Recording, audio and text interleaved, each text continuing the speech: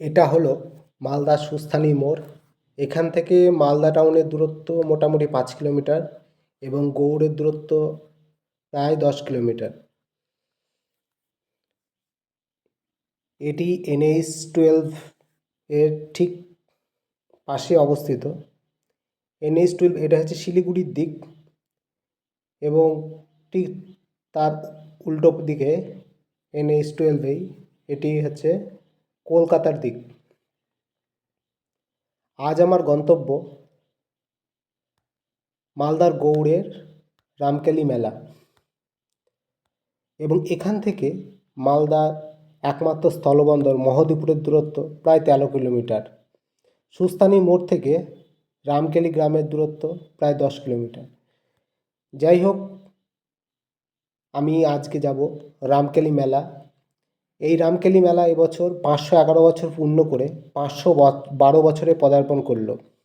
1515 খ্রিস্টাব্দে গৌড়ের হোসেন শাহী বংশের প্রথম সুলতান আলাউদ্দিন হোসেন শাহর আমন্ত্রণে শ্রী চৈতন্য মহাপ্রভুর গৌড়ে আগমন উপলক্ষে এই মেলার আয়োজন করা হয় প্রতি বছর জ্যৈষ্ঠ সংক্রান্তিতে। প্রায় 3 থেকে 7 দিন এই মেলা চলে। হোসেন শাহের 2 রাজকর্মচারী রূপ ও সনাতন গোস্বামী চৈতন্যদেবের শিষ্যত্ব গ্রহণ করেন। এই মেলাকে ঘিরে দূর দূরান্তের প্রচুর ভক্তের সমাগম হয় এই রামকেলি গ্রামে। রামকেলি গ্রামে শ্রী চৈতন্যদেব যে গাছের তলায় বিশ্রাম নিয়েছিলেন, সেখানে তার চরণ পাদুকা মন্দির আছে এবং তার একটি আবক্ষ মূর্তিও বর্তমান। পাশেই মদনমোহনের যে জিউ মন্দির সেটিও আছে। আমি এখন চলে এসেছি রামকেলির কাছাকাছি প্রায় পিয়াসবাড়ি গ্রামে। এটি গৌড়ের রামকেলি মেলার মূল প্রবেশদ্বার। এখান থেকে প্রায় 2 কিলোমিটার হেঁটে রামকেলির যে মূল যে মেলা, সেই মেলাতে ঢুকতে হবে। এটি রামকেলি মেলার প্রধান প্রবেশদ্বারও বলা হয়। এই মেলা উপলক্ষে প্রতি বছর প্রচুর লোকের সমাগম হয় এবং প্রচুর সাধু সন্ন্যাসীরা এই মেলায় উপস্থিত হয়। বৈষ্ণব ধর্মাবলম্বীদের কাছে এটি গুপ্ত বৃন্দাবন নামেও পরিচিত। যাই হোক, এখান থেকে প্রায় 2 কিলোমিটার হেঁটে মূল মেলাতে আমরা প্রবেশ করব। রাস্তার দুপাশে দেখুন প্রায় সারি সারি প্রচুর দোকান, সন্ন্যাসীদের আনাগোনা, ভক্তদের সমাগম এবং দুই পাশে প্রচুর জায়গায় কীর্তন, নাম সংকীর্তন, বাউলের আয়োজন করা হয়েছে। প্রথম 3 দিন এখানে প্রায় 24 প্রহর ব্যাপী কীর্তন হয় এবং তারপরে আস্তে আস্তে মেলা প্রায় 7 দিন ধরে এখানে চলতে থাকে।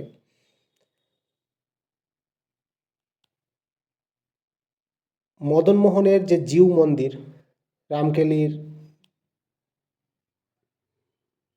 তে অবস্থিত, সেখানে মদনমোহন এবং রাধারানীর পুজো হয়। পূজা অর্চনা ঘিরে এখানে প্রচুর কীর্তনের আসর বসে। এই কয়েকটা দিন যেন এখানে উৎসবের একটা মেজাজ। তবে এই গ্রামের নাম রামকেলি কেন হলো তাই নিয়ে মতভেদ আছে। কথিত আছে যে রামচন্দ্র মিথিলায় যাওয়ার সময় এখানে কিছুদিন কাটান এবং হনুমান, সীতা এবং লক্ষ্মণকে নিয়ে কালিন্দী নদীর তীরে আম নিয়ে কেলি অর্থাৎ খেলা করেছিলেন বলে এই গ্রামের নাম রামকেলি হয়। দেখুন, প্রচুর সন্ন্যাসী, নাগা সন্ন্যাসীদের এখানে প্রচুর সমাগম হয়েছে মেলায়। আর বৈষ্ণব সম্প্রদায়ের কাছে এই রামকেলি মেলা গুপ্ত বৃন্দাবন নামে পরিচিত, কারণ গৌড়ের গৌড়েশ্বরী যে মন্দিরটি আছে, যা ভারতের সম্ভবত একমাত্র মাতৃপিণ্ডদানের মন্দির, এটি ঠিক ফিরোজ মিনারের কাছে একটি আমবাগানে অবস্থিত। এর উদ্দেশ্যে প্রচুর বাংলা, বিভিন্ন অঞ্চল, বিহার, ঝাড়খণ্ড থেকে, উড়িষ্যা থেকে প্রচুর ভক্তের সমাগম হয় এখানে। 3-4 দিন এখানে মোটামুটি উৎসবের মেজাজেই থাকে এই রামকেলি গ্রামে। মূল মেলা প্রাঙ্গণের আমি ঠিক কাছাকাছি চলে এসেছি। এখানে চৈতন্যদেবের একটি আবক্ষ মূর্তি, এই যে গাছের তলায় চৈতন্যদেব এখানে বিশ্রাম নিয়েছিলেন এবং ঠিক তার পাশেই তার পদচিহ্ন একটি মন্দিরও অবস্থিত। সেখানেও প্রচুর দর্শনার্থীদের ভিড় লক্ষ্য করা যাচ্ছে এবং এর ঠিক পাশেই মদনমোহনের যে মন্দির এবং রাধারানী মন্দির অবস্থিত। এখানেও পুজো পাঠ প্রায় চলেই ভালোই। চৈতন্যদেবের এই আবক্ষ মূর্তিটি রামকেলির মেলার একটি অন্যতম আকর্ষণ। এখানে ভক্তবৃন্দের প্রচুর সমাগম হয়। এই রামকেলি মেলা প্রতি বছর জ্যৈষ্ঠ সংক্রান্তিতে অনুষ্ঠিত হয়, কারণ চৈতন্যদেব এই সময়তেই রামকেলিতে এসেছিলেন। আমি এখন প্রবেশ করেছি মদনমোহন মন্দিরের মূল ফটকে। এখানে 24 প্রহরব্যাপী যে কীর্তন সংকীর্তনের আয়োজন করা হয়েছে সেটি চলছে। প্রচুর ভক্তের সমাগম হয় এখানে। এখানে মদনমোহন সহ রাধারানীরও পূজিত হয় এই মন্দিরেই। এখানে কয়েকটা দিন বাউল এবং কীর্তন 24 প্রহরব্যাপী অনুষ্ঠিত হতে থাকে।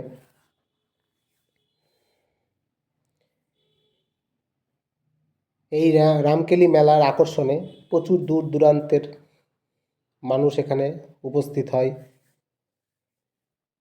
বৈষ্ণব ধর্মাবলম্বীদের কাছে একটি অন্যতম পীঠস্থান। এই রামকেলি মেলা দেখে আপনার গৌড়ের যেসব স্থাপত্য কীর্তিগুলো আছে সেগুলো দেখতে পারবেন। তবে রামকেলি মেলার নিয়ে তো অনেক কথা আলোচনা হলো, এবার গৌড়ের ইতিহাস সম্বন্ধে একটু আলোচনা করা যাক। গৌড়ে আমরা যেটা জানি যে গৌড়ের দুটি রাজবংশ মূলত রাজত্ব করেছিল, একটি ইলিয়াস শাহী বংশ আর একটি হুসেন শাহী বংশ। 1342 খ্রিস্টাব্দে সুলতানি যুগে প্রথম শামসুদ্দিন ইলিয়াস শাহ গৌড়ে ইলিয়াস শাহী বংশের সূচনা করে এবং তিনি 1342 থেকে 1358 এই সময়কালের মধ্যে রাজত্ব করেন। পরবর্তীকালে তার পুত্র 1358 থেকে 1390 খ্রিস্টাব্দে সিকান্দার শাহ গৌড়ের সুলতান হন এবং তার সময়ে রাজধানী পান্ডুয়াতে স্থানান্তরিত হয় এবং আদিনা মসজিদ তিনি তৈরি করেন। 1390 থেকে 1411 খ্রিস্টাব্দে এই বংশেরই সুলতান গিয়াসউদ্দিন আজম শাহ রাজত্ব করে।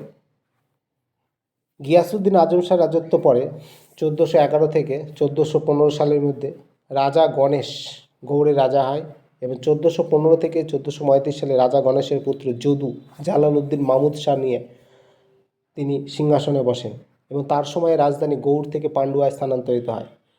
এরপরে শুরু হয় ইলিয়াস শাহী বংশের দ্বিতীয় শাসন। 1435 থেকে 1459-এর মধ্যে নাসিরউদ্দিন মাহমুদ শাহ আবার ইলিয়াস শাহী বংশের পুনঃপ্রতিষ্ঠা করে এবং তিনি রাজধানী পান্ডুয়া থেকে আবার গৌড়ে স্থানান্তর করেন।